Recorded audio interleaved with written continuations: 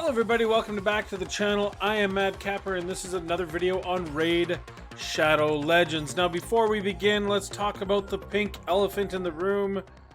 That is the hat. I just want to shout out, February 27th is the annual Anti-Bullying Day, and this is something that originated in Canada, is now throughout the world. And I just want to give a shout out to it because I don't know if everyone's heard of it, but it's absolutely a cause that I am very passionate about and I feel very strongly about, and I'd like to share with you. And originally it was David Shepard and Travis Price of a place called Berwick, Nova Scotia out in eastern Canada. In 2007, they bought and distributed 50 pink shirts after a 9th grade student named Chuck McNeil was bullied for wearing a pink shirt during his first day of school. And it just, if that doesn't resonate with you, if that doesn't feel like something that you can get behind, I don't know what can, because honestly, so often we see bullying, and whether it's cyberbullying, whether it's with social media and just the ability and accessibility to do that, or whether it's the old-fashioned bullying in school. And you know what? For these two students to stand up, and 50 of them wore it, and apparently, as the story goes, like, popular kids were wearing it left, right, and center to let them know that it wasn't okay to bully. And this wasn't a teacher telling you what to do. This wasn't some parent coming in. This was students taking charge of their school and telling other students that it's not okay. So that is what this is about. Our company, London Drugs, is a proud sponsor of anti-bullying around the world. February 27th is the official time, and I bought this year. It came out. They have shirts, wristbands, and hats. I bought one of the toques, or beanies as you like to call them in the States, to support it, and it just says be kind. And it's just a reminder that, you know what, there's a lot going on, and we are playing an online game, and we are interacting online, and I see so much said about people that work for Plarium and people that work in the game and content creators. And it's just a reminder, you know what, be kind, kill them with kindness, step back. And I'm guilty of it too, and I'll tell you what, step back and just be kind. So I hope all of you believe in it. I hope you guys support it and understand what that's all about. But let's get into the video. Today I want to talk about the arena. I've done a couple of arena shows and videos, and I want to do another one because I've been playing around with some new toys, some kind of second tier toys I like to call them. Let me tell you, the Void Fusion and the Ancient Fusion has not necessarily been kind to me, but I do have some new toys to play with, and they are still viable champions to use in various situations. I've already featured Rowan in several of my videos with the clan boss, and now we're going to take a look at a couple of heroes that I've pulled in both previous double ancients and kind of been in the vault, and with this one. And the ones we're going to talk about today are Lord Shazar. He actually pulled after the void was over. Whatever the thing to get to that next mark to get the Lego tome, it was already after the double void had ended. So I pulled a couple of, I think I pulled the Sacred actually, and I did get Lord Shazar. He used to be the king of the arena. Now with Tormund, he is not quite as king, but he's still very viable and very powerful in the arena. And then in the double ancients, I pulled Astrolith. Now Astrolith is a mid-tier champion, or at least is thought of as a mid-tier champion. I'll give you a little preview of what she looks like and what I've been trying to create with her. I didn't care about her HP. I didn't care about her defense. I tried to get her some attack. Now this is literally just grabbing gear that was already leveled up. I just wanted to get something out there that got speed around 200 and got that accuracy up as much as possible so she could land her bomb. And that's what I did. I just started running her masteries. As you can see, I'm not that far on it. And what I've created is I've nicknamed it the Bomb Squad, and that's because it has Lord Shazar in the lead, and then I use Astrolith, I use Talia and Phoenix. Now, a little known fact about Talia and Phoenix. Now, I'm not using Talia for her unlock skill, but she does have it, and it's right here. Has a 75% chance of placing a bomb debuff that will detonate after 3 turns when Phoenix is on the same team. Now, obviously, a 3-turn bomb is not enough, but that's not why I'm using her.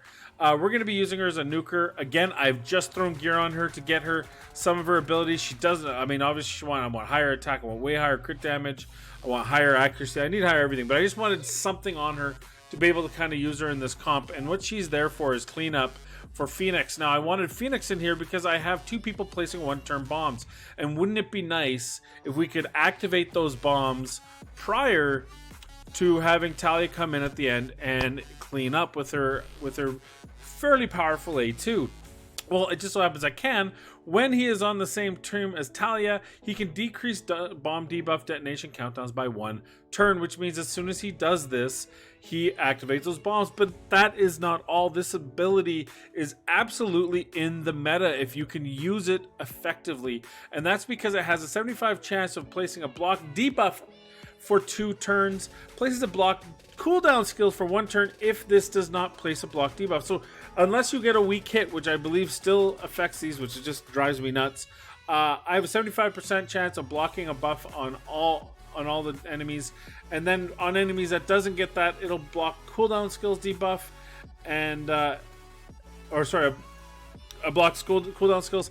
And that's the key, is that, hey, even if I don't kill them with the bombs that are automatically detonated and I follow up with Talia and nuke, I can still hit this. Now ultimately what I would like is I would like them to be obviously much faster. I only have them in about that 200 speed, which is good for low mid gold 4, but really I want to get them to about 230 to 250 speed to see if I can really use this as an alternative to some of the other metas out there. Now defensive teams are still well into the 200s without their speed boost, so that is the point here, is to break those high defensive teams, because bombs ignore defense. So if I can drop down some bombs on a high defense team and kill them, the bomb squad will absolutely do its job. Now there isn't a second version of the bomb squad, and that would be using Soul Drinker. Soul Drinker has a similar ability, I think it is, yeah, it's this one here, which is attacks 3 times at random, decreases bomb debuff detonation countdowns by 1 turn. So that means 3 of the enemies are going to bam, bam, bam, hit him automatically. I would use him in place of Phoenix, and then I would bring in a nuker as a cleanup hitter, someone, you know, one of the usual suspects, like, for example, a Biggin. However, I haven't leveled him up yet, so I need to get him. He's only level 40. I'll 6-star him at some point and sub him in there. But the bomb squad is for real. I also have an alternative group that I call Cirque Du Soleil, and I'll show you that one as we get into the arena and why I gave him such a stupid nickname. But I felt it was apropos given how they were shooting. So let's go into the arena here. Let's see what we've got. Some different options. Right away, I see this. Let's give it a try. I have no idea. This probably won't work. I forgot to change the team. That's okay. We'll show you. This is kind of a standard one I use against Tormund builds. I use it because I can still use all the abilities here without triggering a. I believe he freezes himself because he puts the increased attack, then the block debuffs. So I don't actually want to use this. I'm just gonna throw on the bombs, and I landed 1. Because he isn't booked. He would need to be booked if I was going to use this as a full-time thing. But as you can see, this team actually works pretty well. I use Lord Shazar only when I'm worried about speed. Otherwise, I'll typically use Skull Crown in the lead, and I'll bring a second nuker, or it depends on if I need crowd control or that sort of thing. But let's see if it does. Yeah, see, it does, because it puts that up, then he has a chance to freeze, and then it puts the block debuffs up. It's absolutely ridiculous. Plarium, please fix that. Let Shazar be good. Make Shazar great again. Make him great again. We're going to finish up this tournament and then call it a day. So now I'm actually going to pay attention. I'm going to change the team. Here's one that I think should work. Is they don't have a speed lead. They don't have a speed buff. They do have this here, but hey, let's give it a try anyway. We're going to put Astrolith in there. We're going to put Phoenix. Where are you, brah? And then we're going to put in there. Now, I would have to speed tune these a little bit better, especially these two. They were being used in Faction Wars, and then I had to re-suit them, and they're not exactly at their best, but they get, they work. So now we're going to know. Here's the thing is there's a problem here because he has a chance of weak hitting. If he weak hits, he doesn't put the bomb up. Well, he put 2 bombs, 75%, didn't land either bomb. Really? 75 chance. So, like, what is the chance of that not landing one or both? Anyway, whatever. We're gonna say, okay, I will play your game, and boom, Astrolith, she'll put a bomb up, and then we're gonna see where we're at right away. Boom, we're gonna detonate them, and there you go. And then we have an ability to finish them up. Now, here's the thing: is she doesn't hit really hard right now because I don't have her properly built. But as you can see, I do. She still hit fairly good, fairly well. Fairly good. She done hit good. And we can probably finish this off. Now, obviously, if I were to better create this team, I would make her first, maybe, in teams that I'm not worried about Tormund. I didn't land it there because of weak hit. God, I love weak hit. It's my favorite thing in the world. And then we gotta deal with them. Now, the problem with this comp is that there are 3 Spirit Affinity, which means anytime you're up against a Magic Affinity champion, it's gonna cause an issue. So I actually went with a different iteration. I'll show it in the next match. As soon as we win this one. I assume we're gonna win this one. Now, this is a pretty low teams right now. I'm not really worried about losing most of these. There is the odd one that really gives me fits, but for the most part, I feel like it's a team I can. These are teams I can beat, so I'm not too worried about it. But Duchess Lilitu, we'll come back to Duchess Lilitu because I do have a comp for her. Now, let's show the Cirque Du Soleil. Now, I put in the Cirque Du Soleil if I was scared about speed leads. Now, let's check this speed lead here because oh, how did I not click the right one? Bam. Because there's a high Katoon, so there is a speed boost. I do have a better speed boost, but this is an opportunity. She does do turn meter manipulation.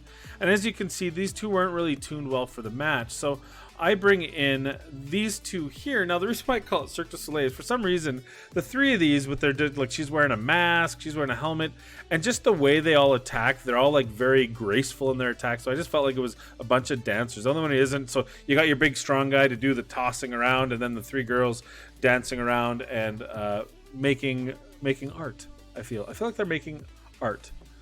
Oh, it's time for the reset. What a perfect time.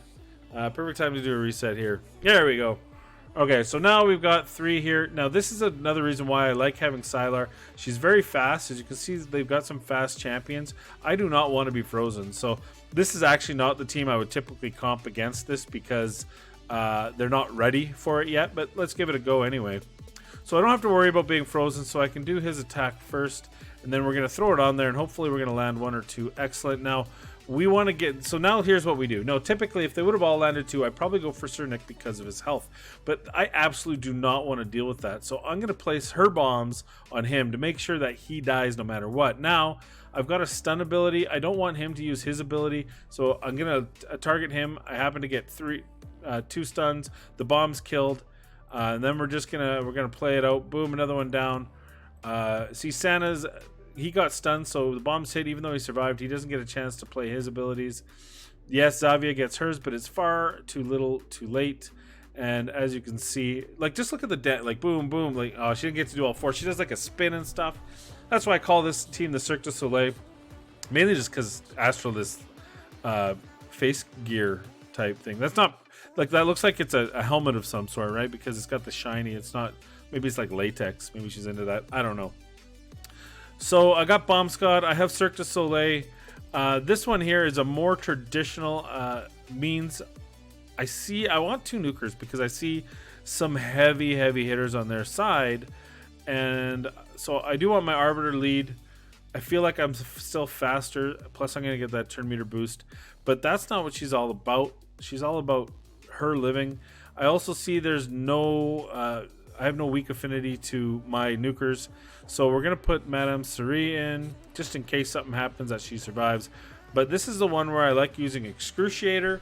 She hits really hard. She does a block debuff skill, so if there was someone else on this team that I was absolutely petrified of, I would hit them. But it also works really good against Duchess. So we're gonna go and we're gonna see if she typically can survive this. Now, the other thing here is I got a turn meter debuff there, which is absolutely critical. Now, normally at this point you're like, fuck, I gotta kill her. I can't kill her. She's gonna revive them all, throw up the veil, and it's gonna be a long fight. But not with that girl. Not with that girl. Now, if you had two turn meter or 2 rezzers, say you didn't kill either of them, you could kill her, make sure she goes down, and maybe they've got a really strong Arbiter, but Arbiter can't res her up, and that's the main thing, is to get Duchess out of the fight. So that's one of my other favorites. I haven't named them yet.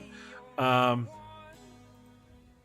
last one I use is if I see a team like this where God, I'm worried about the speed of that one, but if I see that, typically I will I will gamble and I will do something like this. Just because if I think I'm going to go first, now maybe I don't go first and I'm in trouble, but under the assumption that I'm going first, I want to absolutely make it no doubt that I am going to finish them. So I'm bringing the triple nuker, and this is World War III. I like calling this team. There are 3 nukers. There's no mistake. I hit the wrong button. See what I did? See what I did there? I hit the wrong button. So now this is a problem. But I am actually blocking all theirs.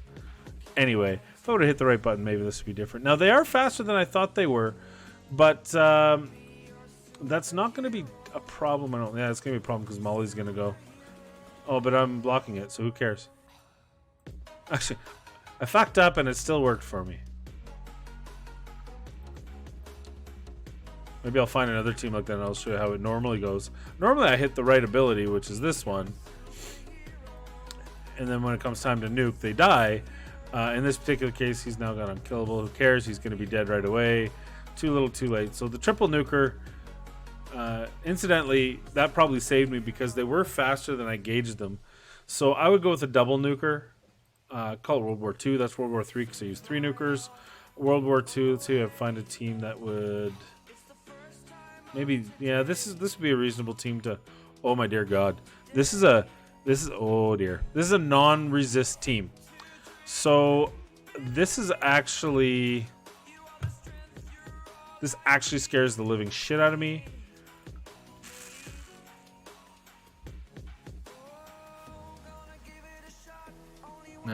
We're not even near fast enough. So when I usually just piss my pants when I go up against a team like this, to be perfectly honest with you. But we're gonna bring in a few different players for this fight. I'll only give this one go. I give every team one fight because I want to see. I want to know.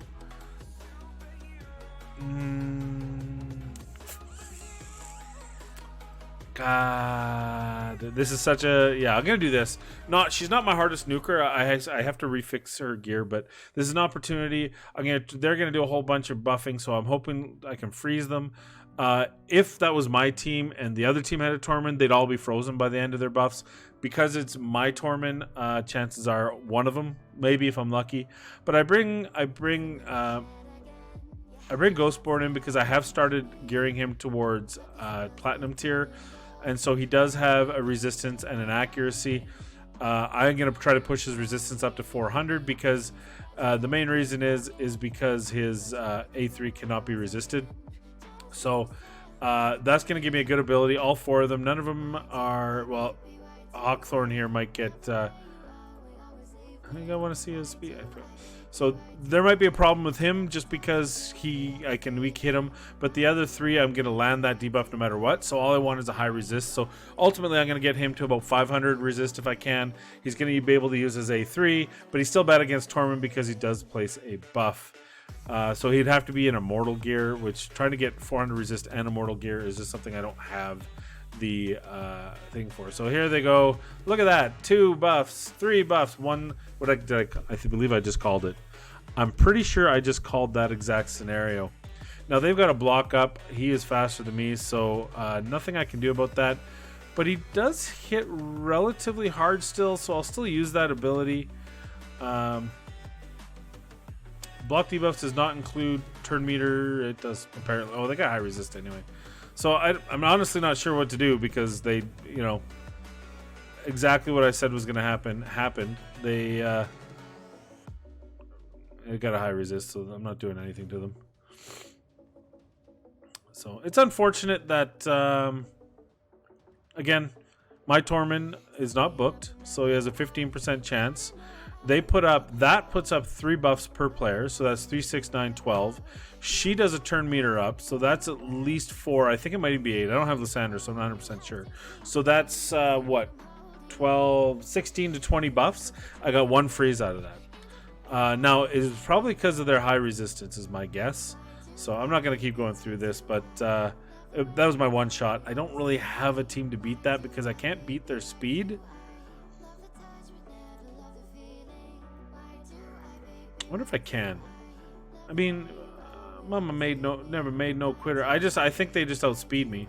no matter what I do. So I can try to get the better speed buff and then manipulate the living piss out of it, and then see, the problem is I won't have a debuff here, or I won't have a damage dealer. So we'll probably go that, because at least he can damage deal on several. Yeah, see, I'm just not even close to their level.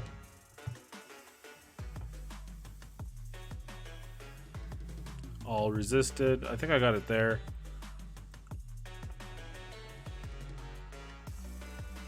See all the resists. It's just like, Jesus. That's a really impressive team. Why is that team way down here? I'm at 3,300 right now. But anyway, that's an impressive team. So that's actually very helpful, because that shows the kind of team that I have to make a team to beat. So that tells me, okay, so you're going to have an Arbiter, Lysandra. That Arbiter is probably around 300, so I'm going to have to get my Arbiter to about 300, my Sylar to 300, so that I can counter that. And then after that, I think if I get the speed boost first, I'll be okay, because I get the boost. Sylar has to have an accuracy of 400 in order to land her debuffs. And Shazar would have to have a 400 accuracy to land his bombs. And Spigen is just damage, and if he lands his, it's okay. But I'm not so worried about getting him up there. He's exactly where he needs to be. But I'm going to need a lot more on those teams. So that's about it. I think we can show my normal team. God, there's some really good players here, really good teams here. My normal team that I play with is typically these three. Now, I used to do a very specific. I used to do turn meter manipulation, debuff, crowd control, nuke. I don't necessarily do that now, but I usually go with 2 nukes or sometimes crowd control. Molly has been used a lot less in my comps because of Tormund, but she's still useful. And in this type of one, I probably would go there, or to be honest, I think I would use Sylar in this case just to keep their turn meter down.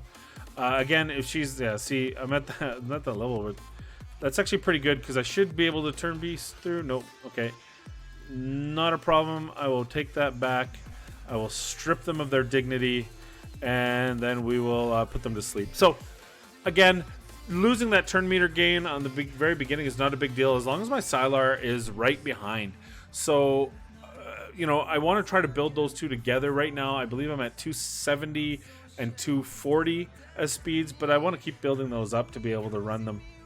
But again, just some options, just some different showings of what you can do to win and lose in the arena. And hopefully, as you keep building your teams, you get a better understanding of what you need to do. You look at other teams. Tell me what you think. Tell me, do you think that if I get the accuracy and the speed where it needs to be, will the bomb squad work? Will Cirque du Soleil work? Will World War II and World War III work? Are all of these just pipe dreams, and I have to go with a classic with Tormund and without Tormund build? Let me know in the comments down below. If you like the video, please give it a thumbs up. Feel free to subscribe. I am putting out Nightmare Arena Clan Boss. I'm still working on my Ultra Nightmare Clan Boss Unkillable 2.0 video series, as well as just general videos like this. So have a good time. Keep your stick on the ice. And hey, you know what? Be kind to one another. Love one another. Peace. I am